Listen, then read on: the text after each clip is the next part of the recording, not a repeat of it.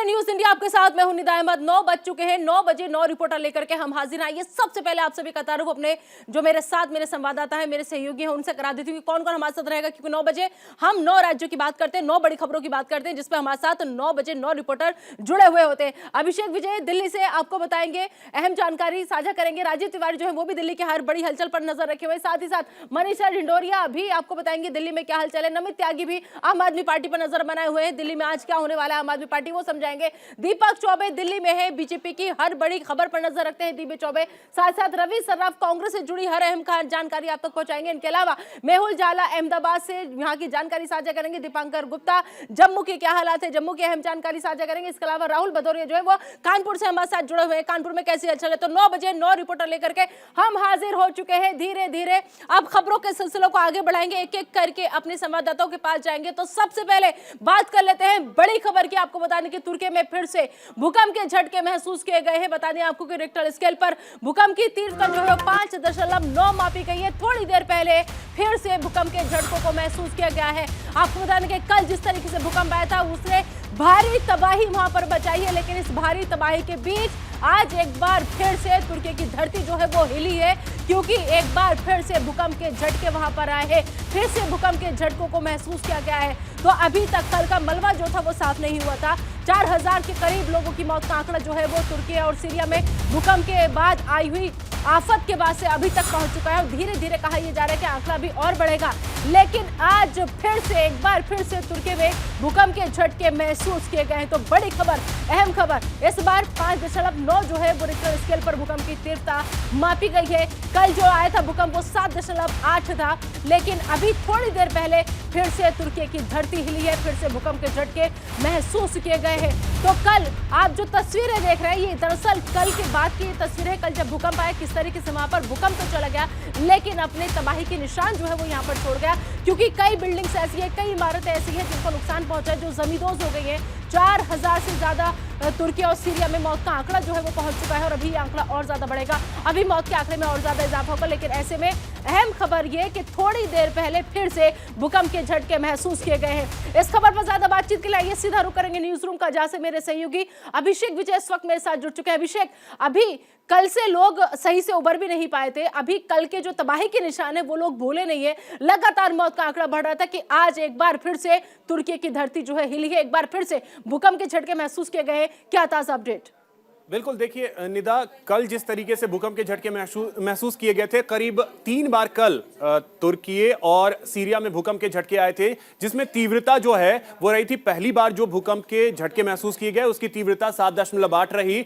उसके बाद दूसरी बार जब झटके महसूस किए गए उसकी तीव्रता 7.5 रही, और उसके बाद तीसरी बार जब कल भूकंप के झटके महसूस किए गए थे वो करीब 6.5 के करीब तीव्रता रही थी। लेकिन आज अब से कुछ देर पहले ही तुर्की में एक बार फिर से भूकंप के झटके महसूस किए गए, इसकी तीव्रता 6 से नीचे आई है। तो थोड़ी राहत हम कह सकते हैं जरूर, लेकिन बार बार तुर्की में धरती हिल रही है, और इसकी वजह से लोग जो हैं वो दहशत में हैं। क्योंकि आप देखिए, इससे पहले भी शायद आपको याद होगा नेपाल में जिस तरीके से भूकंप के झटके आए थे, उसके बाद 2, 3, 4 दिन तक लगातार भूकंप के झटके आते रहे थे, लेकिन धीरे धीरे तीव्रता जो है वो कम होती चली गई थी। वही स्थिति यहां पे भी हम देख सकते हैं कि तुर्की में पहले 7.8, जिसके बाद यह कहा जा रहा था कि सुनामी को लेकर के अलर्ट है। अब धीरे धीरे भूकंप की तीव्रता जो है वो कम हो रही है। लेकिन सबसे बड़ी समस्या जो है, करीब 4000 इमारतें जो हैं वो जमींदोज हो गई हैं। तो अब अंदाजा लगाया जा सकता है कि 4000 मल्टी स्टोरीज बिल्डिंग अगर गिरती हैं तो उसके बाद वहां की स्थिति क्या रही होगी, वो तस्वीरें बताने के लिए काफी हैं। उसके लिए शब्द शायद बहुत कम पड़ जाएंगे निदा। लेकिन और ये ऐसा वक्त है जिस वक्त तुर्की जो है वो सबसे मुश्किल हालात से गुजर रहा है, सीरिया जो सबसे मुश्किल हालात से गुजर रहा है, लेकिन भारत ऐसे मुश्किल वक्त में लगातार खड़ा है। भारत ने आज मदद की पहल भी की है। अभिषेक, बिल्कुल निदा, पहल ही नहीं की है बल्कि इससे एक कदम आगे बढ़ करके हिंडन बेस से फ्लाइट भी रवाना हो चुकी है। 51 सदस्यों की एक टीम है एनडीआरएफ की जो कि रवाना हो चुकी है। इसके अलावा राहत बचाव के लिए जो सामग्री की जरूरत होती है वो सामग्री लेकर के फ्लाइट जो है वो रवाना हो चुकी है। आज सुबह 3 बजे ये फ्लाइट जो है गाजियाबाद हिंडन एयरबेस से रवाना हुई। और आपको बता दें कि भारत हमेशा से, चाहे वो कोई भी देश हो, नेपाल तो खैर बिल्कुल पड़ोस में है, वहां पे भी जब भूकंप के झटके आए थे भारत ने तुरंत मदद भेजी थी। इसके अलावा अगर बात करें कुछ और भी अगर परेशानियों से कोई देश जूझ रहा है तो वहां भी भारत जो है सबसे पहले मदद के लिए आगे आता है। और उसके बाद अगर बात की जाए तो कई देश हैं ऐसा नहीं है कि सिर्फ भारत ही, बल्कि रूस ने भी अपनी तरफ से मदद भेज दी है, रोमानिया ने अपनी तरफ से मदद भेज दी है, इराक ने अपनी तरफ से मदद भेज दी है। तो दुनिया के कई देश जो हैं वो तुर्की और सीरिया की मदद के लिए आगे आ रहे हैं। बिल्कुल, चलिए अभिषेक, आप नजर बनाए रखिएगा, आपसे अपडेट लगातार हम लेते रहेंगे इस पूरे मामले को लेकर, क्योंकि आपको बता दें कि लगातार भारी तबाही के बीच आज एक बार फिर से तुर्की की धरती जो है वो हिली है। फिर से तुर्की में भूकंप के झटके महसूस किए गए हैं। तो तुर्की सीरिया में भूकंप से भारी तबाही की तस्वीरें लगातार सामने आ रही है। दोनों देशों में मृतकों का आंकड़ा जो है वो लगातार बढ़ता चला जा रहा है। और भूकंप से अब तक, जैसे कि मेरे सहयोगी भी जानकारी साझा कर रहे थे अभिषेक, कि भूकंप से अब तक 4000 लोगों की मौत हो चुकी है। तो तुर्की में 7 दिनों का राष्ट्रीय शोक की भी घोषणा कर दी गई है। तो बड़ी खबर, अहम खबर, दोनों देशों में मृतकों का आंकड़ा जो है वो लगातार बढ़ता चला जा रहा है। भूकंप से अब तक करीब 4000 लोगों की मौत हो चुकी है। इसके अलावा कई इमारतें ऐसी हैं जो जमींदोज हो चुकी हैं। लिहाजा 7 दिनों का राष्ट्रीय शोक की घोषणा कर दी गई है। चलिए आगे बढ़ेंगे, बात करेंगे अगली बड़ी खबर की। आपको बता दें कि आज बीजेपी संसदीय दल की बैठक होने जा रही है। पार्लियामेंट लाइब्रेरी बिल्डिंग में बीजेपी संसदीय दल की यह बैठक होगी और पीएम मोदी समेत कई नेता इसमें शामिल होंगे। बड़ी खबर, अहम खबर, आज बीजेपी संसदीय दल की बैठक होने जा रही है। बता दें आपको कि पार्लियामेंट लाइब्रेरी बिल्डिंग में बीजेपी संसदीय दल की यह बैठक है। पीएम मोदी समेत कई नेता ऐसे हैं जो इस बैठक में शामिल होंगे और कहा यह जा रहा है कि बैठक में कई अहम मुद्दों पर आज चर्चा होगी। सदन के कामकाज के दौरान हर मंगलवार को संसद में होने वाली भारतीय जनता पार्टी की साप्ताहिक बैठक जो है वो होने वाली है और इस बैठक में हाल ही में पारित केंद्रीय बजट 2023 और 24 सहित महत्वपूर्ण मुद्दों पर चर्चा होने की संभावना है। बता दें आपको कि पीएलबी में होने वाली इस बैठक में पार्टी के शीर्ष नेताओं में प्रधानमंत्री नरेंद्र मोदी के भी शामिल होने की उम्मीद है। साथ ही पीएम मोदी की बैठक को संबोधित करने की और बीजेपी सांसदों को मार्गदर्शन दिखाने का काम भी कर सकते हैं, ऐसी भी खबरें हैं आज। तो बीजेपी संसदीय दल की अहम बैठक जो है वो होने जा रही है। पीएम मोदी पार्टी के सांसदों को आज संबोधित कर सकते हैं। पार्लियामेंट लाइब्रेरी बिल्डिंग में ये बैठक हो रही है सुबह 9:30 बजे, यानी अब से थोड़ी देर बाद ये बैठक का टाइम जो है, वक्त जो है वो मुकर्रर किया गया है। लोकसभा और राज्यसभा के सांसद तमाम लोग इसमें आएंगे। हाल ही में पारित केंद्रीय बजट पर चर्चा की उम्मीद जो है वो जताई जा रही है और सदन में विपक्ष के हंगामे से निपटने की कैसे रणनीति बनाई या फिर कैसे उस हंगामे से विपक्ष से निपटा जाए, उस पर भी रणनीति आज बन सकती है। तो पहली संसदीय दल की बैठक होने जा रही है। इस खबर पर ज्यादा बातचीत के लिए सीधा रुख करेंगे हमारे सहयोगी राजीव तिवारी का। राजीव, अब से थोड़ी देर बाद यानी 9:30 बजे अहम बैठक होने जा रही है और क्या कुछ जानकारी इस बैठक को लेकर, क्योंकि कहा यह जा रहा है कि बजट को लेकर चर्चा होगी, साथ ही साथ विपक्ष जो लगातार हमलावर है उससे निपटने के लिए रणनीति पर चर्चा हो सकती है। बिल्कुल सही कहा आपने। अगर देखा जाए तो सरकार के सामने इस समय सबसे बड़ी चुनौती है कि पार्लियामेंट को सुचारू रूप से चलाया जाए, क्योंकि आप देखिए कि जब बजट पेश हुआ उसके बाद से ही विपक्ष का जो तेवर है आक्रामक है। जिस तरह से अडानी ग्रुप का मार्केट वैल्यू गिर रहा है उसको विपक्ष ने बड़ा मुद्दा बनाया है और हर रोज हंगामा हो रहा है। तो ऐसे में सदन को कैसे सुचारू रूप से चलाया जाए, तमाम जो महत्वपूर्ण बिल हैं उस पर कैसे चर्चा की जाए। हालांकि जब राष्ट्रपति का अभिभाषण होता है तो उसके अभिभाषण पर भी चर्चा की जाती है, बजट पर चर्चा की जाती है, लेकिन विपक्ष किसी भी मुद्दे पर चर्चा को तैयार नहीं है। लगातार वो अडानी ग्रुप को ही बड़ा मुद्दा बनाया हुआ है, इस पर जो है सरकार से जवाब चाहता है। तो ऐसे में किस तरह से जो है इससे निपटा जाए विपक्ष के आक्रामक तेवर से, इसको लेकर के आज की जो बीजेपी की संसदीय दल की बैठक है उसमें रणनीति बनेगी कि किस तरह से विपक्ष को जवाब दिया जाए। क्योंकि देखा जाए तो कई महत्वपूर्ण विधेयक हैं, सरकार की जो तैयारी थी कि इस बजट सत्र में जो है उसको पास करा लिया जाएगा, लेकिन विपक्ष का लगातार जो हंगामा है उसको देखते हुए सरकार अब विपक्ष को जवाब देने की रणनीति बनाने में राजीव, कहा यह भी जा रहा है कि इस बैठक में जो पार्टी के शीर्ष नेता हैं उन नेताओं में प्रधानमंत्री नरेंद्र मोदी के शामिल होने की उम्मीद है कि मोदी भी आएंगे और साथ ही साथ पीएम मोदी की बैठक को संबोधित करने की भी एक तरफ देखा जा रहा है कि पीएम मोदी से संबोधित भी कर सकते हैं बैठक को। क्या लग रहा है? बिल्कुल, अगर देखा जाए तो इस बैठक में प्रधानमंत्री नरेंद्र मोदी भी रहेंगे, जो संसदीय दल की बैठक है, और इसमें सारे सांसदों को एक मैसेज देने की कोशिश होगी उनकी तरफ से कि किस तरह से विपक्ष लगातार जिस तरह से लामबंद होकर के घेर रहा है तो उनको किस तरह से जवाब दिया जाए। क्योंकि देखिए लगातार हंगामा हो रहा है, चाहे पार्लियामेंट के अंदर या बाहर गांधी प्रतिमा के सामने। तो ऐसे में सरकार के लिए एक बड़ी चुनौती बन गई है कि कैसे विपक्ष को विश्वास में लिया जाए। लगातार जो संसदीय कार्य मंत्री हैं प्रहलाद जोशी लगातार इस बात को कह रहे हैं कि जो हम लोग की परंपरा है उस परंपरा से हम लोग हट रहे हैं। राष्ट्रपति के अभिभाषण के बाद चर्चा होता है बजट पेश होने के बाद चर्चा की जाती है बजट पे, लेकिन महत्वपूर्ण विषयों पर चर्चा करने के बजाय हम लोग हंगामा कर रहे हैं। कल लगातार सरकार की तरफ से अपील की जा रही थी कि सदन को सुचारू रूप से चलाने दिया जाए, लेकिन विपक्ष लगातार इस बात की मांग कर रहा है कि लगातार जिस तरह से अडानी ग्रुप का मार्केट वैल्यू जीरो हो रहा है, गिरता जा रहा है मतलब, तो उस पर सरकार जवाब दे कि आखिर ये हालात जो बने हैं ये कैसे बने हैं। तमाम बैंकों से जो उनको लोन दिया गया है, LIC का जो उसमें निवेश हुआ है, बड़ा निवेश हुआ है, तो ऐसे में जनमानस का जो निवेश है उसको लेकर सरकार की क्या रणनीति है, तो बड़ा मुद्दा बन गया है। विपक्ष ने इसको बड़ा मुद्दा बना दिया है। यह एक सरकार के लिए बड़ी चुनौती है और इस आज की संसदीय दल की बैठक है, इस बैठक में एक रोड मैप तैयार करेंगे सरकार की तरफ से लोग और सांसद कि किस तरह से विपक्ष को जवाब दिया जाए। जी, तो उम्मीद करें, क्योंकि विपक्ष जो है वो जवाब चाहता है, विपक्ष जो है वो मांग कर रहा है लगातार कि आप सामने आइए, जवाब दीजिए, आप चर्चा कीजिए। तो उम्मीद की जाए कि जिस प्रेस कॉन्फ्रेंस का बीजेपी की तरफ से इंतजार है कि शायद अडानी मसले को लेकर इस ग्रुप पे जो लगातार विपक्ष हमलावर है, इसको लेकर कोई प्रेस कॉन्फ्रेंस बीजेपी कर सकती है, क्योंकि वो बीजेपी जो बात बात पर जरा सी बात पर प्रेस कॉन्फ्रेंस करती है, मीडिया को बुलाती है, संबोधित करती है, अपनी बात रखती है, लेकिन उस मुद्दे पर चुप्पी साधे हुए है। तो आज क्या बैठक के बाद जब मार्गदर्शन करेंगे पीएम मोदी तमाम सांसदों का, उम्मीद करें कि शायद किसी तरह की कोई प्रेस कॉन्फ्रेंस बीजेपी की तरफ से हो सकती है इस मसले को लेकर।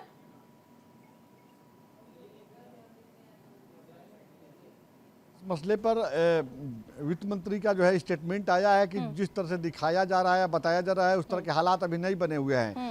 यह कहीं ना कहीं एक विदेशी षड्यंत्र है, क्योंकि विदेश की जो रिपोर्ट आई थी उसके बाद आप लोग इस तरह से हंगामा कर रहे हैं। आप लोग अपने देश के मंत्री के बातों पर विश्वास कीजिए। तो एक स्टेटमेंट तो पहले आ गया है, लेकिन कोई ऐसा वित्त मंत्री की बातों पर विश्वास इसलिए नहीं हो रहा राजीव, विपक्ष हो या फिर देश की जनता हो, वित्त मंत्री के जवाबों से संतुष्ट इसलिए नहीं है क्योंकि वित्त मंत्री तो जब रुपया भी गिरता है उसे भी ये कह देती है कि रुपया नहीं गिर रहा है बल्कि डॉलर मजबूत हो रहा है। तो ये जो उनके तर्क आते हैं वो विश्वास करने लायक नहीं होते राजीव। देखिए, एक तरफ जो वित्त मंत्री का स्टेटमेंट आ रहा है तो उनकी बातों पे भी गौर करना होगा, क्योंकि अगर देखिए तो अगर दुनिया की बात की जाए तो पूरी दुनिया में जिस तरह से आर्थिक मंदी की स्थिति बनी हुई है, एक सर्वे रिपोर्ट में बताया गया है कि 2023 में आर्थिक मंदी रहेगी दुनिया में। ऐसे हालात में जिस तरह से भारत इकोनॉमी की तरफ बढ़ रहा है, दुनिया में 5वें नंबर पर अपनी स्थिति बनाए हुआ है, तो कहीं ना कहीं आखिर जो ये रिपोर्ट आई है विदेश से जो रिपोर्ट आया है अडानी ग्रुप को लेकर के, और लगातार उसके बाद शेयर मार्केट धड़ाम हो गया उनका, तो ऐसे में एक बड़ा सवाल ये भी उठाया है। और इसी कुछ चीज़ों को लेकर के जो है सरकार की तरफ से विपक्ष को विश्वास में लेने की कोशिश की जा रही है कि जो भी हो रहा है वो कहीं ना कहीं एक षड्यंत्र है। ये समय आने पर बताया जाएगा। फिलहाल स्थिति सामान्य है और इस तरह से विपक्ष हंगामा न करे, और अगर विपक्ष इसी तरह से हंगामा करता रहेगा तो जनमानस में गलत मैसेज आएगा, क्योंकि एक बड़ा निवेश हुआ है सरकार की तरफ से भी। LIC की बात कीजिए या SBI की बात कीजिए, तमाम बड़े बैंकों से जो है बड़ा निवेश हुआ है अडानी ग्रुप में, तो एक गलत मैसेज आएगा और स्थिति जो है बड़ी पैनिक बन जाएगी। तो जनमानस को विश्वास में लेकर के चलने में ही भलाई है और विपक्ष इस पे हंगामा ना करे। और गलत मैसेज तब भी जाता है जब किसी एक व्यापारी को या फिर किसी एक बिजनेसमैन को अगर आप पूरा भारत घोषित कर देते हैं, पूरा देश घोषित कर देते हैं कि अगर किसी के खिलाफ कोई बात कही गई है तो वो देश के खिलाफ है, भारत के खिलाफ है, जबकि ऐसा मुमकिन नहीं है। ग्रुप्स आते रहते हैं, जाते रहते हैं, नफा नुकसान सबके साथ होता रहता है, लेकिन कोई भी भारत या देश नहीं बन जाता है। चलिए, बहुत बहुत शुक्रिया राजीव इस तमाम जानकारी के लिए आपका। चलिए आगे बढ़ते हैं, एक और बड़ी खबर का रुख कर लेते हैं। आपको बता दें कि आज आम आदमी पार्टी के कार्यालय के बाहर बीजेपी का हल्ला बोल है। बता दें आपको कि बीजेपी आम आदमी पार्टी दफ्तर के बाहर विरोध प्रदर्शन करेगी।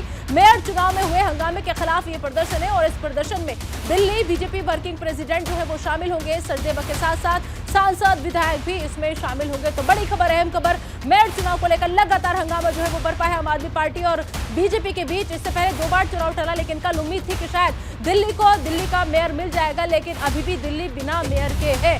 बता दें आपको कि आज जो बीजेपी है वो आम आदमी पार्टी के दफ्तर के बाहर हल्ला बोलेगी। आम आदमी दफ्तर के बाहर बता दें आपको कि विरोध प्रदर्शन जो है वो बीजेपी करने वाली है, क्योंकि बीजेपी आम आदमी पार्टी पर आरोप लगा रही है, आम आदमी पार्टी बीजेपी पर आरोप लगा रही है। लेकिन ऐसे में नुकसान हो रहा है दिल्ली की जनता का, क्योंकि दिल्ली जो है वो बिना मेयर के अभी तक चल रही है। दिल्ली का मेयर कौन? पहले दिन से जब से एमसीडी चुनाव की सुगबुगाहट तेज हुई थी उस दिन से ये सवाल जो है वो बना हुआ है कि दिल्ली का मेयर कौन, लेकिन इसका जवाब अभी तक नहीं मिल पा रहा है। पहले 2 बार चुनाव की तारीख टल गई, उसके बाद अब कल उम्मीद थी कि शायद सब कुछ हो जाएगा, लेकिन ऐसा कुछ भी नहीं हुआ।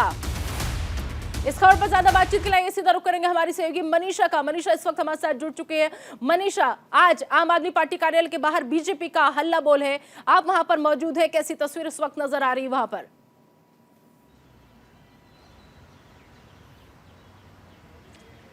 जी निदा, देखिए आज सुबह 11 बजे से जो है धरना शुरू होगा। अभी तैयारियां यहाँ पर नजर नहीं आ रही है, लेकिन हाँ 10 साढ़े 10 बजे के करीब जो है बीजेपी के कार्यकर्ता, उनके विधायक और सांसदों का आना शुरू हो जाएगा।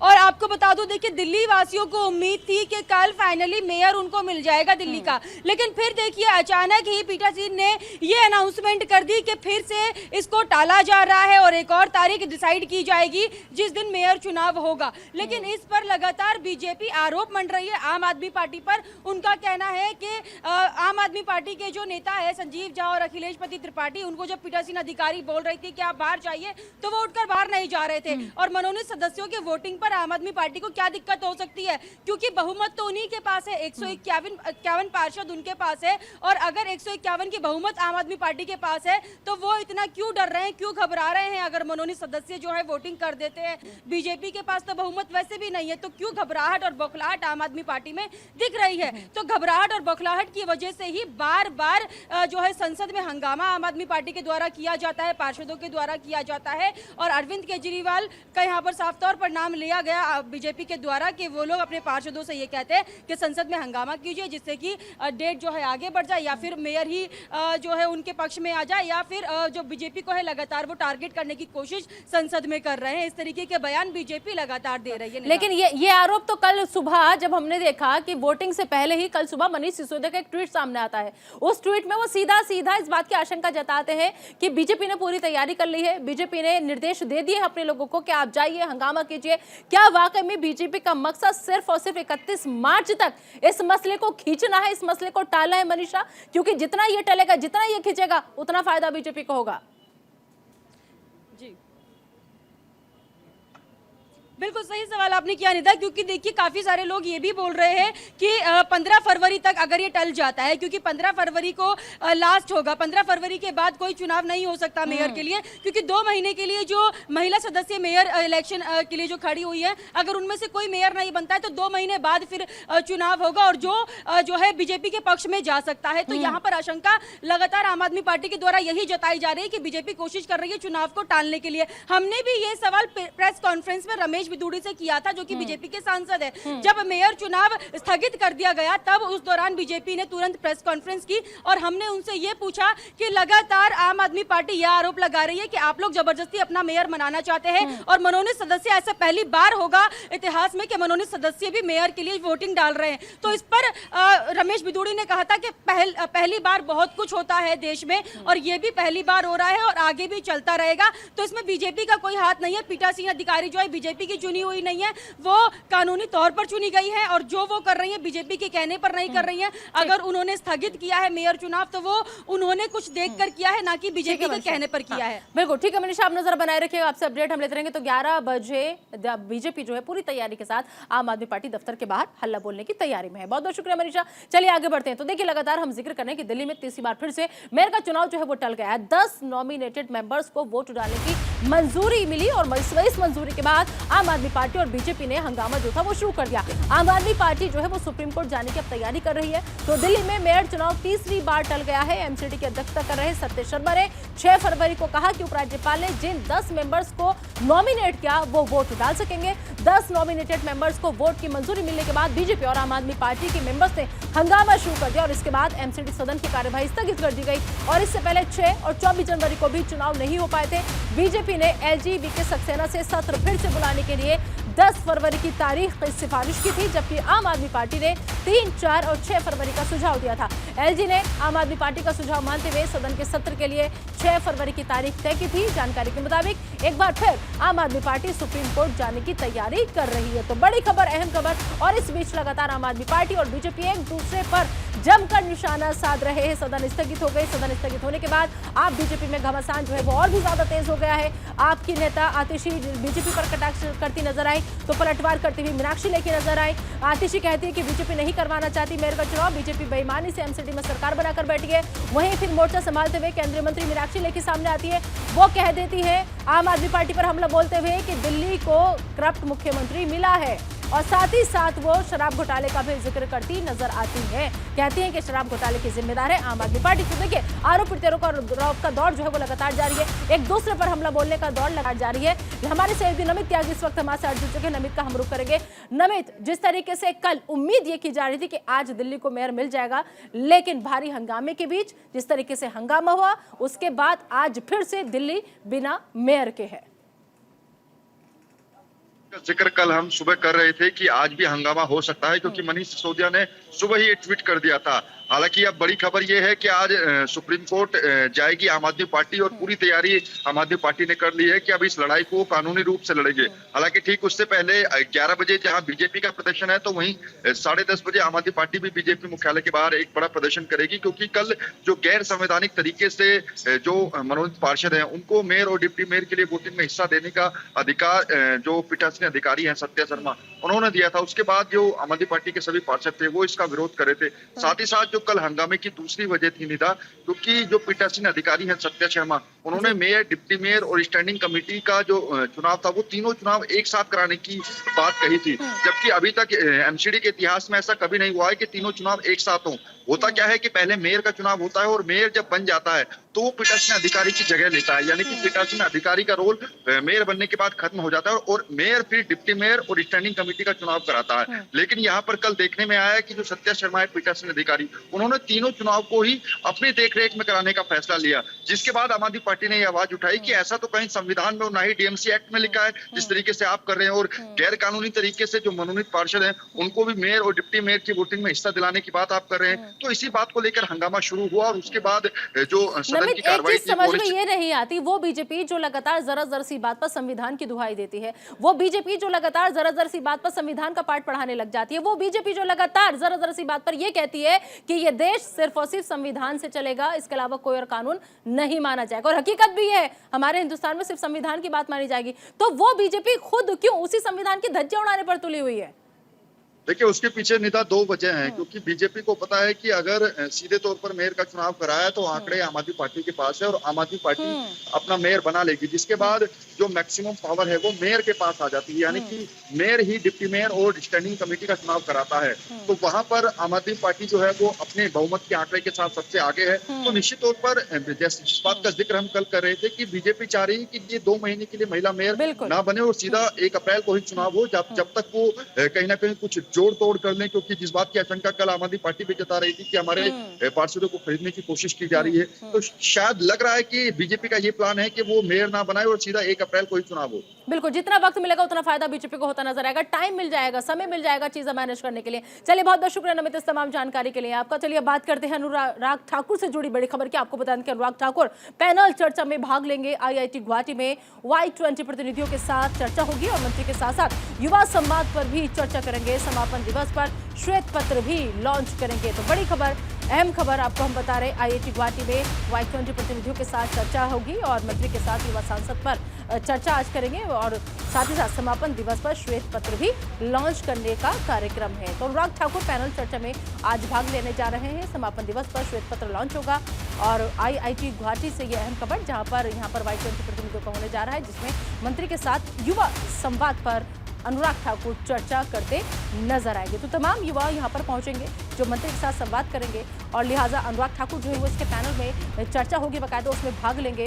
तो IIT गुवाहाटी में Y20 प्रतिनिधियों के साथ ये चर्चा का कार्यक्रम है, और जहाँ पर अनुराग ठाकुर भाग लेंगे, हिस्सा लेंगे मंत्री के साथ युवा संवाद, इस पर वो चर्चा करेंगे। मतलब मंत्री के साथ युवा किस तरीके से संवाद करें, कैसे संवाद होगा उन दोनों का, इसमें अहम ये जो चर्चा है इसमें शामिल रहेंगे अनुराग ठाकुर।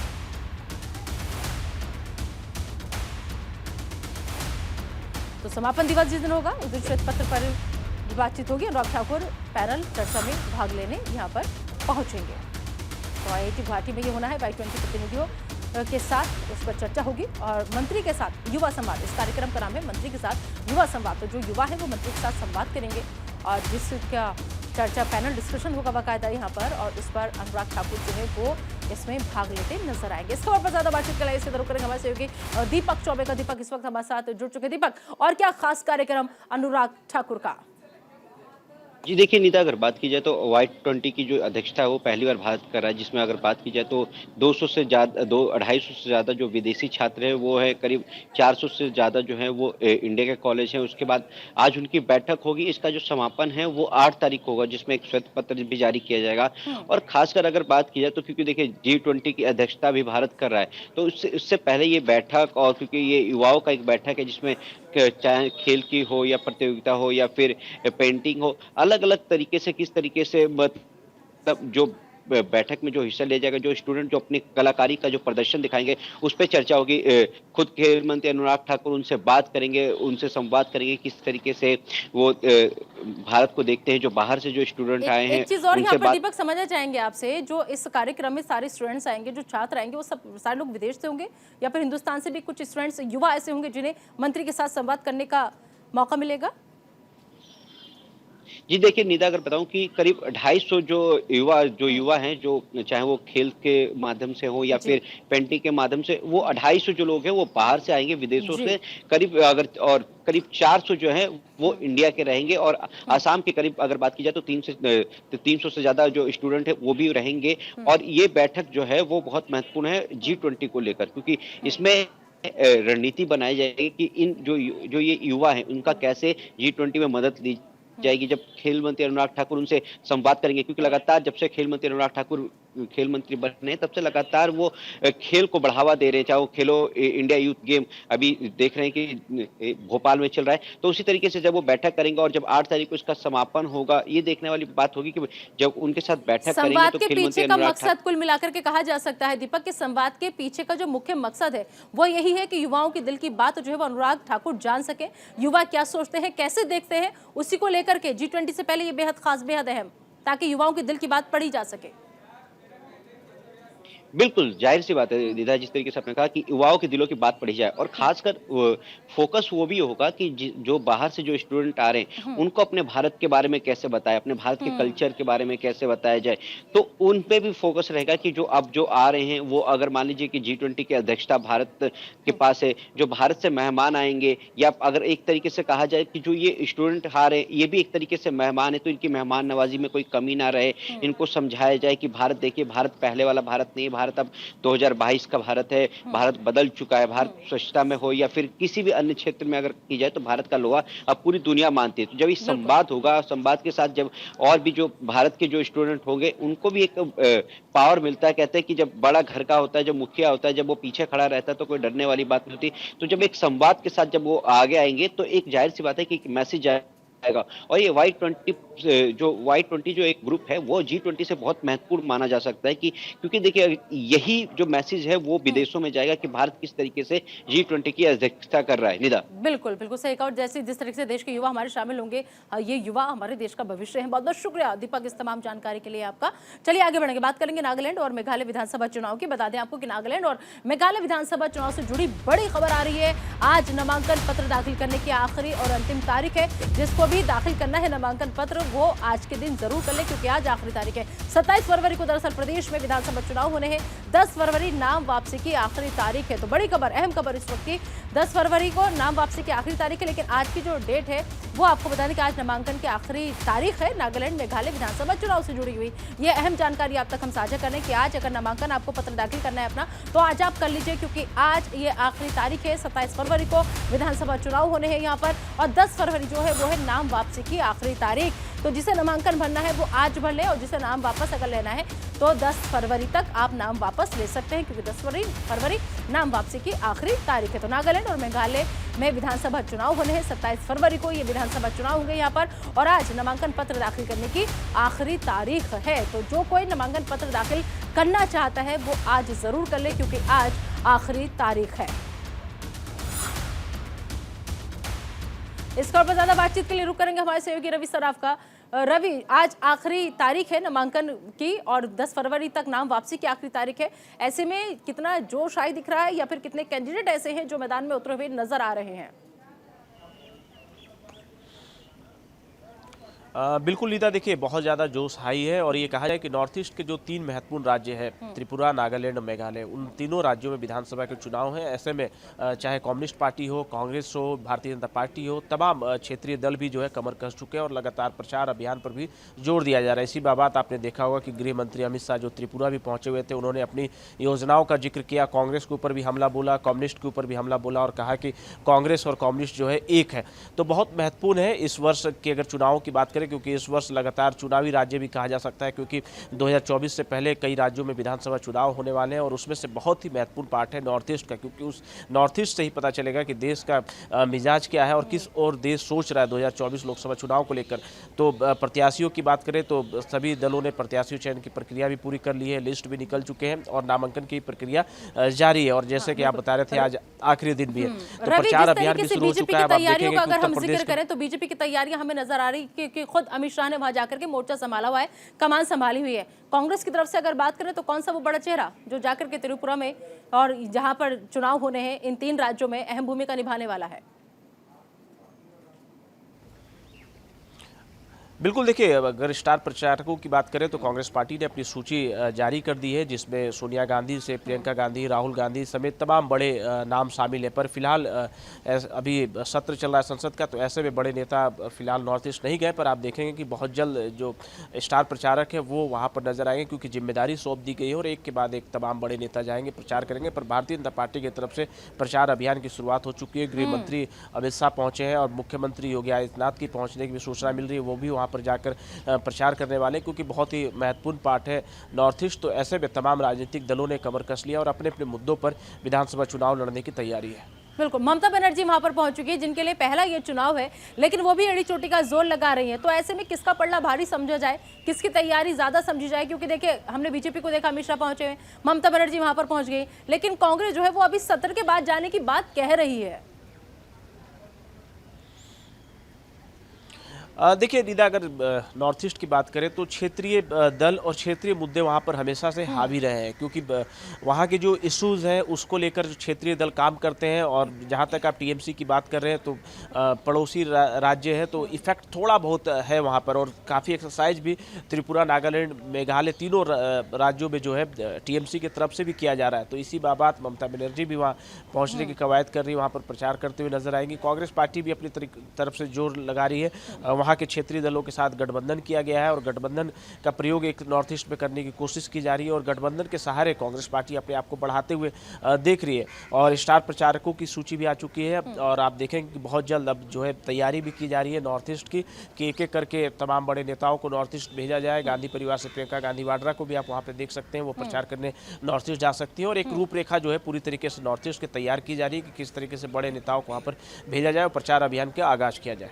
जी बिल्कुल, ठीक है, बहुत बहुत शुक्र रवि इस तमाम जानकारी के लिए आपका। चलिए आगे बढ़ते हैं और रुक कर लेते हैं एक और बड़ी खबर का, आप तक पहुंचा दें एक और बड़ी खबर बता दें आपको कि दरअसल गुजरात के कच्छ में G20 देशों की बैठक है और G20 देशों के पर्यटन क्षेत्र के प्रतिनिधियों की बैठक है और 7 से 9 फरवरी तक कच्छ में ये अहम बैठक होने जा रही है, जिसमें सीएम भूपेंद्र पटेल भी इस बैठक में शामिल होंगे, साथ ही केंद्रीय मंत्री पुरुषोत्तम रूपाला भी मौजूद रहेंगे। तो बड़ी खबर, अहम खबर, G20 देशों के पर्यटन क्षेत्र के प्रतिनिधि जो है उनकी बैठक आज होने जा रही है और 7 से 9 फरवरी के बीच ये बैठक होगी कच्छ में। और बता दें आपको कि G20 की पहली पर्यटन कार्य समूह की ये बैठक है और इस बैठक में सीएम भूपेंद्र पटेल भी शामिल होंगे। तो बड़ी खबर, अहम खबर, केंद्रीय मंत्री पुरुषोत्तम रूपाला भी इस दौरान मौजूद रहेंगे इस बैठक में। तो गुजरात के कच्छ में G20 देशों की बैठक जो है वो होने जा रही है और बता दें आपको कि G20 देशों के पर्यटन क्षेत्र के प्रतिनिधियों की ये बैठक है, अहम बैठक है ये, और कच्छ में 7 से 9 फरवरी के बीच ये बैठक होनी है। इस खबर पर ज्यादा बातचीत के लिए सीधा रुक करेंगे गुजरात का, जहां से हमारे सहयोगी मेहुल जाला इस वक्त हमारे साथ जुड़ चुके हैं। मेहुल, आज अहम बैठक जो है वो होने जा रही है, G20 की पहली पर्यटन कार्य समूह की बैठक है, और क्या ताजा अपडेट इस बैठक को लेकर? पर्यटन के लिहाज से ये पहली बैठक है। इससे पहले गांधीनगर में एक G20 की बैठक हो चुकी है। हम दर्शकों को बताना चाहेंगे कि भारत जो है इस बार यजमानी कर रहा है दिसंबर 2022 से नवंबर 2023 तक के देश भर में 200 के करीब G20 की बैठक होनी है। ऐसे में गुजरात के हिस्से 15 से 16 G20 की बैठकें आई हैं।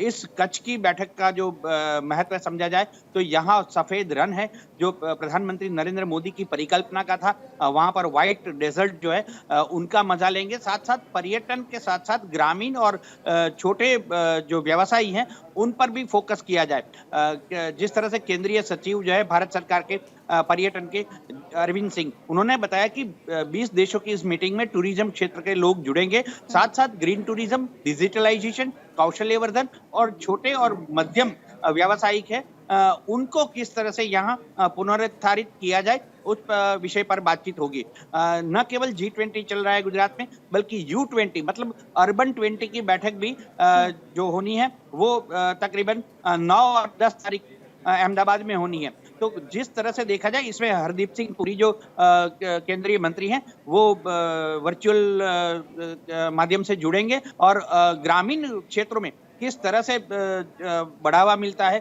उस पर बात करेंगे। कुल मिलाकर देखा जाए तो कच्छ में सफेद रण है, धोलावीरा स्थापत्य है, तो ये प्रवासन और स्थापत्य की चीजों को लेकर जो कम से कम 20 देशों के 100 प्रतिनिधि यहाँ पर शिरकत करेंगे। कच्छ में धोरडो में आज से केंद्रीय मंत्री पुरुषोत्तम रूपाला रहेंगे, मुख्यमंत्री भूपेंद्र पटेल रहेंगे, नए जो प्रमुख सचिव के तौर पर चुने गए हैं मिस्टर राजकुमार वो भी मुख्यमंत्री के साथ जुड़ेंगे और भारत सरकार के जो पर्यटन विभाग के मिस्टर अरविंद सिंह है, सचिव है, वो वहां पर पहले से ही पहुंच चुके हैं। कुल मिलाकर देखा जाए तो G20 की जो यजमानी भारत कर रहा है, ऐसे में गुजरात को जो 16 बैठकें मिल रहे हैं इसमें खास तौर प्रवासन और स्थापत्य के ऊपर जोर दिया जाएगा और उन क्षेत्रों में किस तरह से टूरिज्म को या उद्योगों को विकसाया जाए, लघु और मध्यम उद्योगों को, इस पर बात होनी है। बिल्कुल बिल्कुल, चलिए आप नजर बनाए रखिएगा, आपसे हम अपडेट लेते रहेंगे। फिलहाल इस तमाम जानकारी के लिए मेहुल आपका बहुत बहुत शुक्रिया। चलिए आगे बढ़ेंगे, रुक करते हैं एक और बड़ी खबर का। बता दें कि जोशीमठ के बाद अब जम्मू कश्मीर में भी दरार से दहशत का माहौल है, क्योंकि डोडा जिले के बाद रामबन के मकानों में दरारें आ गई हैं और मकानों में दरार आने के बाद 3 मकान जो है वो ढह भी गए हैं। पीड़ित परिवारों को स्कूलों में शिफ्ट किया जा रहा है। बड़ी खबर, अहम खबर, जोशीमठ के बाद अब जम्मू कश्मीर में हालात जोशीमठ जैसे बनते नजर आ रहे हैं, क्योंकि डोडा जिले में पहले दरार आई और अब एक और जगह ऐसी जहां पर रामबन का ये इलाका, जहां पर दरार आने के बाद 3 मकान जो है वो ढह गए हैं। फिलहाल जो पीड़ित परिवार है उनको स्कूलों में शिफ्ट किया जा रहा है। तो इस वक्त की बड़ी खबर, अहम खबर, जोशीमठ के बाद अब जम्मू कश्मीर में भी दरार से दहशत का माहौल है, लोग परेशान हैं। फिलहाल इन लोगों को सुरक्षित स्थान पर पहुंचाया जा रहा है। तो पहले डोडा जिले में आई दरारें, डोडा जिले के बाद अब रामबन की तस्वीरें सामने आई है, जहां पर दरारें आने के बाद मकान जो है वो ढह गए हैं। ऐसे में सबसे बड़ी समस्या जो है प्रशासन के सामने ये है कि पीड़ित परिवारों को जल्द से जल्द सुरक्षित स्थान पर पहुंचाया जा सके। तो जम्मू कश्मीर से ये अहम खबर, जहां पर जोशीमठ जैसी दरारें जो है वो देखी गई है। न सिर्फ देखी गई, पहले डोडा जिले से ये खबर सामने आई, उसके बाद रामबन के मकानों में दरारें आ गई और कई मकान ऐसे हैं जो ढह गए। 3 मकान अभी तक ऐसे बताए जा रहे हैं जो दरार आने के बाद ढह गए हैं। लोग परेशान हैं, उनके सामने खासी दिक्कतों का सामना उन्हें करना पड़ रहा है। फिलहाल उन्हें जो आसपास स्कूल बने हुए हैं, स्कूल की जमीन को वहां पर शिफ्टिंग के लिए चुना गया है। जो पीड़ित परिवार है उनको वहां पर शिफ्ट किया जा रहा है ताकि वक्त रहते सुरक्षित स्थान पर उन्हें पहुंचाया जा सके। लेकिन अभी सिर्फ 3 मकानों में दरारें, 3 मकान ऐसे हैं जो ढह गए हैं, लेकिन अभी और भी कई मकान ऐसे हैं जो दरारों की जद में आ गए हैं। लोग परेशान हैं, हैरान है कि आखिर ये हो क्या रहा है। तो बड़ी खबर, जोशीमठ का हाल हमने सबने देखा कि कैसे घर के घर वहां पर तबाह हो गए, दुकानें की दुकानें तबाह हो गए, लोगों का व्यवसाय ठप हो गया। वो लोग जिन्होंने अपनी पूरी जिंदगी भर की जमा पूंजी अपने आशियानों को बनाने में लगा रखी थी, सब कुछ तबाह हो गया, बर्बाद हो गया। लेकिन अब यही हालात जम्मू कश्मीर के बने हुए। कुछ दिन पहले खबर आई थी कि जम्मू कश्मीर के डोडा में मकान जो है वो धंस रहे हैं क्योंकि दरार आए हैं, लेकिन अब डोडा के बाद रामबन के मकानों में भी दरार की खबरें सामने आई है। यहाँ पर लोग दहशत के साए में जीने को मजबूर है। रामबन में दरार आने के बाद से 3 मकान ऐसे हैं जो ढह गए हैं। तो जम्मू कश्मीर में भी जोशीमठ जैसी दरारें देखी जा रही हैं।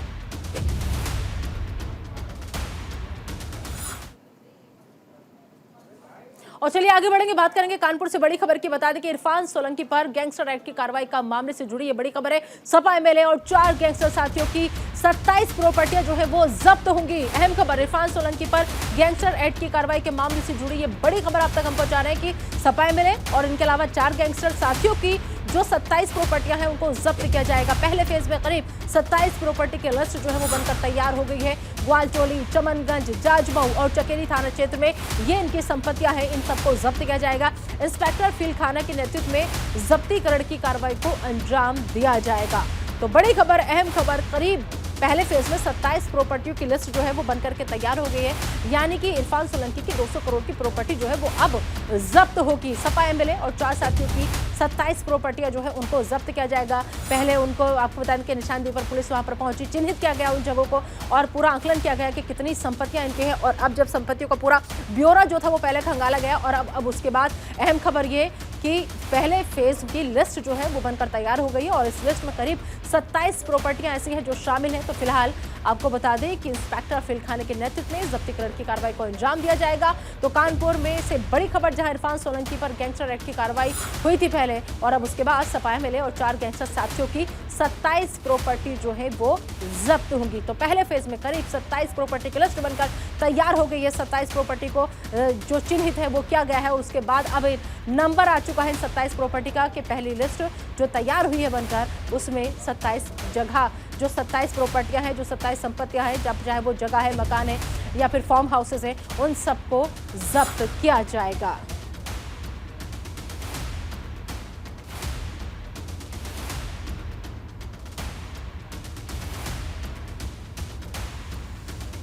तो कानपुर से ये बड़ी खबर, इरफान सोलंकी पर पहले गैंगस्टर एक्ट की कार्रवाई हुई और उसी से जुड़ी ये अहम खबर कि अब सपा एमएलए और 4 गैंगस्टर साथियों की 27 प्रॉपर्टी को जब्त किया जाएगा और पहले इनको चिन्हित किया गया, उसके बाद लिस्ट जो है वो तैयार होगी। इस खबर पर ज्यादा बातचीत करेंगे हमारे सहयोगी राहुल भदौरिया का।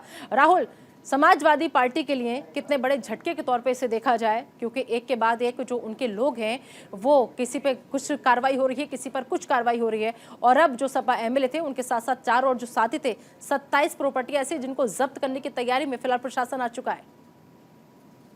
बिल्कुल निदा, कानपुर से सीसामऊ विधायक इरफान सोलंकी जो थे उनके ऊपर प्रशासन का शिकंजा जो है, कानपुर पुलिस का शिकंजा लगातार बढ़ता चला जा रहा है। क्योंकि जिस तरीके से एक महिला के प्लाट में आगजनी को लेकर ये मामला स्टार्ट हुआ, उसके बाद लगातार जो है इरफान सोलंकी के ऊपर कई एप्लीकेशनें आई, कई लोगों ने शिकायत करी। 17 से अधिक मुकदमे जो है इरफान सोलंकी के ऊपर दर्ज किए गए और जिसमें गैंगस्टर एक्ट की भी कार्रवाई जो है इरफान के खिलाफ करी गई। और अब इरफान और इरफान के 4 साथी जिनको गैंगस्टर कानपुर पुलिस ने बनाया था, उनकी जो बेनामी संपत्तियां हैं, जो अवैध तरीके के धन से अर्जित की गई संपत्तियां, उनको कानपुर पुलिस ने चिन्हित किया है। करीब 27 प्रॉपर्टीज ऐसी हैं जिनको कानपुर पुलिस ने चिन्हित कर अब उनकी जब्तीकरण की कार्रवाई कानपुर पुलिस करने जा रही है। चाहे वो जाजमऊ थाना हो, चाहे चकेरी थाना हो, चाहे ग्वालटोली थाना हो, चाहे चमनगंज थाना हो, इस तरीके के जो थाना क्षेत्र है वहां पे इरफान और इरफान के भाई रिजवान जो उन्नाव से भी भूमाफिया है, इनके द्वारा और इनके साथियों द्वारा। लेकिन राहुल, सबसे बड़ी बात यह है कि आप पार्टी के साथ आ भी जाते हैं, पार्टी के चुनाव चिन्ह पर चुनाव भी लड़ लेते हैं और ये अवैध संपत्तियों का साम्राज्य भी खड़ा कर लेते हैं। जिस वक्त ये कब्जे किए जा रहे थे, अवैध संपत्तियों को समेटा जा रहा था, उस वक्त प्रशासन क्या कर रहा था? बिल्कुल निदा, जिस तरीके से इरफान का इतिहास अगर देखा जाए तो कहीं ना कहीं विवादों से घिरा रहा है। क्योंकि समाजवादी पार्टी जब तक रही तब तक इरफान की कहीं ना कहीं कानपुर में एक अलग तरीके की छवि थी, अलग तरीके के नेता माने जाते थे। चाहे वो फिर कानपुर का मेडिकल कॉलेज कांड रहा हो, चाहे छात्रों के ऊपर लाठी बरसवानी रही हो, तो इस तरीके से इरफान के ऊपर जब उनकी सरकार थी, जब समाजवादी पार्टी की सरकार थी, तब भी कई मुकदमे लिखे गए और कई प्रॉपर्टियों को लेके लोग शिकायत करते रहे। लेकिन इरफान के सत्ता पक्ष होने के वजह से कोई कार्रवाई न करने का आरोप जो है यहाँ के प्रशासन के लोग लगाते रहे। कई मामले ऐसे थे जो गंभीर थे, जिस तरीके से कानपुर में एक मेडिकल कॉलेज कांड हुआ था जिसमें मेडिकल के छात्रों के साथ इरफान सोलंकी का झगड़ा हुआ। उसके बाद कानपुर के प्रशासन ने मेडिकल के छात्रों को पीटा, उनके हाथ तोड़ दिया, जिसको लेके ऑल ओवर मतलब इंडिया में जो है छात्रों ने हड़ताल करी थी मेडिकल के लिए। और उस मामले में इरफान के खिलाफ कार्रवाई न करके कानपुर पुलिस ने एफआईआर लगाने का काम किया था। हालांकि अब जब इरफान इस सरकार में घेरे में आए हैं तो प्रशासन कहीं भी चूक नहीं रहा। जिसकी भी जो एप्लीकेशन, कल भी एक एप्लीकेशन आई थी जिसमें एयरफोर्स कर्मी की जो पत्नी थी, उन्होंने आरोप लगाया कि इरफान ने उनका करीब 1470 वर्ग गज का प्लॉट जो है अवैध तरीके से कब्जा कर लिया। उसकी भी जांच बैठा दी गई। बिल्कुल, यही प्रशासन जो अब तत्पर नजर आ रहा है। अगर उस वक्त सत्ता का दुरुपयोग नहीं होने देता तो शायद आज इरफान का साम्राज्य इतना नहीं बढ़ता, ये लोग इतना परेशान नहीं होते। ऐसे में खबर एक ये भी है राहुल कि सिर्फ इरफान ही नहीं बल्कि समाजवादी पार्टी के और भी कई सांसद विधायक ऐसे हैं जिन पर अब प्रशासन शिकंजा कसने की तैयारी कर रहा है। तो अगला नंबर किसका, ऐसे में सवाल ये है। बिल्कुल निदा, बहुत अहम सवाल है। चूंकि जिस तरीके से समाजवादी पार्टी के इरफान सोलंकी थे और ये कहीं ना कहीं विवादों से घिरे रहते थे। हालांकि कानपुर में जो है 2 ही सीटें जो सपा की थी वो निकल पाई थी, एक इरफान सोलंकी की, एक अमिताभ वाजपेयी की। और इरफान सोलंकी की सीट भी कहीं ना कहीं ये जो है लगातार इरफान ही जीतते चले आ रहे हैं। इरफान के पिताजी भी जो है इस सीट को जीतते चले आ रहे थे, तो कहीं ना कहीं इस सीट से बीजेपी को बड़ा नुकसान था और इरफान का जो शिकंजा है पुलिस का वो कसता चला जा रहा है। और इसके बाद अगर बात करी जाए तो अभी कानपुर पुलिस जो भी शिकायतें आती है उन्हीं के बिहाफ पे कार्रवाई कर रही है। जिस तरीके से महिला ने आरोप लगाया कि इरफान और इरफान के भाई रिजवान जो उन्नाव से भी भूमाफिया घोषित है, इन लोगों ने एक महिला प्लाट में आग लगा दी, आगजनी करके उसके प्लाट को कब्जा करने की कोशिश करी, तो पुलिस कहीं ना कहीं तत्परता दिखाई और तत्काल एक्शन लिया इरफान के खिलाफ। उसके बाद इरफान खुद जो है घेरे में लपेटते चले गए पुलिस के। हालांकि जो अदर लोग हैं उनके खिलाफ पुलिस इस तरीके का अभी कोई एक्शन लेने की नहीं सोच रही, लेकिन जिनके खिलाफ भी जो शिकायत आती है उसका कानपुर पुलिस तत्परता से निष्कारण करती है और तत्काल इन लोगों को, ऐसे लोगों को चिन्हित करने का काम करके उनको भूमाफिया बनाने का काम भी कानपुर पुलिस कर रही है, जो सत्ता का दुरुपयोग करके लोगों की जमीन हड़पते हैं, लोगों के साथ दुर्व्यवहार करते हैं, लोगों के साथ मारपीट करते हैं। ऐसे लोगों को कानपुर पुलिस अब सबक सिखाने के लिए आगे आ चुकी है, जिसमें कानपुर के police commissioner joint police commissioner Anand Prakash Tiwari और पुलिस कमिश्नर बीपी जोगदंड, बिल्कुल तत्परता पूरे डिपार्टमेंट को दिखानी चाहिए और हर समय दिखानी चाहिए, तभी अगर आप जागरूक होंगे या फिर आप अगर सख्ती से एक्शन लेंगे, कार्रवाई करेंगे, तो कोई भी भूमाफिया इस तरीके से अपना साम्राज्य स्थापित नहीं कर पाएगा। चलिए, बहुत बहुत शुक्रिया इस तमाम जानकारी के लिए राहुल आपका। चलिए आगे बढ़ते हैं, रुक करते हैं एक और बड़ी खबर का। आपको बता दें कि केसीआर के आरोपों पर बीजेपी ने पलटवार किया है। जी किशन रेड्डी ने केसीआर पर निशाना साधा है, केसीआर पर झूठ बोलने का आरोप लगाया है। तो आम चुनाव से पहले केसीआर तेलंगाना से बाहर पार्टी का विस्तार करने में जुटे हुए और इसी बीच महाराष्ट्र के नांदेड़ में केसीआर ने भारत राष्ट्र समिति के बैनर तले रैली की और बीजेपी पर जमकर हमला बोला।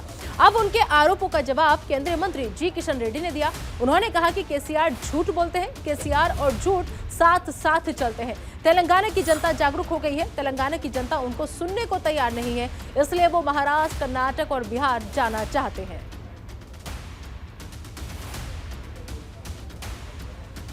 तो केसीआर पर झूठ बोलने का आरोप जो है वो लगाया गया। केसीआर के आरोप पर बीजेपी ने पलटवार किया। केसीआर के आरोपों पर सुनिए आप क्या कहा।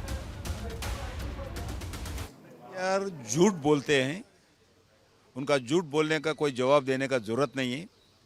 झूठ केसीआर साथ साथ चलते हैं, उनका परिवार हो, केसीआर हो, झूठ बोलने का आदत है। झूठ बोलने से वो पार्टी चलाते हैं, झूठ के द्वारा सरकार चलाते हैं, झूठ के द्वारा बीआरएस चलाने के लिए प्रयास करें। मगर मैं यही आपको लोगों को बताना चाहता हूँ, तेलंगाना जनता जागरूक हो गए, केसीआर से, केसीआर परिवार से तबाह हो गया। आने वाले दिन में केसीआर को जो प्राइवेटाइजेशन कर रहे वो सब मालूम हो जाएगा। जनता अभी तेलंगाना जनता उनको सुनने को तैयार नहीं, इसलिए वो महाराष्ट्र जाना चाहते हैं, इसलिए वो कर्नाटक जाना चाहते हैं, इसलिए वो बिहार जाना चाहते हैं, इसलिए वो अलग अलग प्रांतों को जाना चाहते हैं। वो अभी खुद लोग बोलना चाहिए, देश का नेता खुद बोलते हैं, खुद का पोस्टर में खुद का लिख लेते हैं, मैं देश का नेता हूँ, मैं देश का नेता हूँ। देश का नेता खुद बोलने से नहीं, आम जनता बोलना पड़ेगा, समाज बोलना पड़ेगा, जब भी नेता बनेगा आप।